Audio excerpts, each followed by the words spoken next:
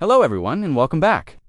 Today, we're re-diving into one of the most magical and nerve-wracking moments in the wizarding world, the Sorting Hat Ceremony. Picture this: the first-year students, including a wide-eyed Harry Potter, glide across a vast, dark lake. The magnificent Hogwarts castle rises before them, its turrets scraping the night sky and countless windows glowing like stars. Hagrid leads the shivering but excited group to a tall, stern-looking witch in emerald robes. "Welcome to Hogwarts," she says crisply. "I am Professor McGonagall." She explains that they will soon be sorted into one of 4 houses: Gryffindor, Hufflepuff, Ravenclaw, or Slytherin. Harry glances at Ron, a knot of worry tightening in his stomach. All he can think about is what Hagrid told him, that Voldemort himself came from Slytherin. Professor McGonagall leads them through enormous oak doors into the grand entrance hall. It's so huge, it could swallow the Dursleys' entire house. Torches flicker on the stone walls, illuminating a magnificent marble staircase. They stop outside a set of double doors, the buzz of hundreds of voices and the clinking of plates seeping through from the great hall. Harry's stomach does a somersault. "What if they put me in the wrong house?" he whispers to Ron. Ron looks just as nervous.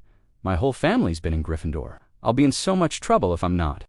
Just then, a group of shimmering pearly-white ghosts drift right through the wall, chatting amongst themselves. One even introduces himself as Nearly Headless Nick before floating away. Professor McGonagall returns and leads them into the great hall. Harry gasps. It's more incredible than he could have ever imagined. Thousands of candles float magically in midair above 4 long tables, all under an enchanted ceiling that perfectly mirrors the starry night sky. At the head of the hall, the teachers sit at a long table with the kind-faced, silver-bearded Professor Dumbledore in the center. McGonagall places a shabby, pointed wizard's hat on a stool. And then, the impossible happens. A rip near the brim opens like a mouth, and the hat begins to sing a song about the 4 founders of Hogwarts. After a round of applause, the sorting begins. One by one, students are called up. Hannah Abbott goes to Hufflepuff. Draco Malfoy is sorted into Slytherin almost instantly. When it's Hermione Granger's turn, the hat barely touches her head before shouting, "Gryffindor." Then, Ron Weasley becomes a Gryffindor too. Finally, Professor McGonagall calls out, "Harry Potter." The entire hall falls silent.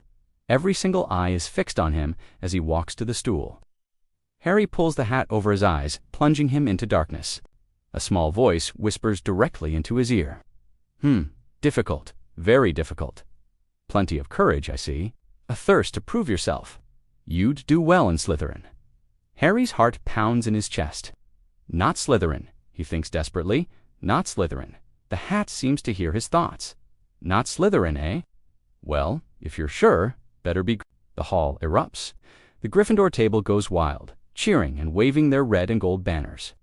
Relief washes over Harry as he grins and hurries to join his new friends.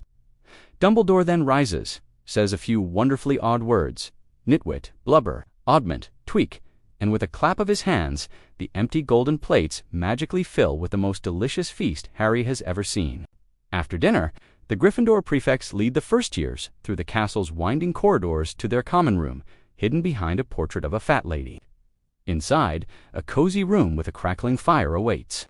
As Harry climbs into his 4-poster bed, he feels a profound sense of belonging. For the first time in his life, he has a home. And that's where we'll leave it for today. What an incredible moment.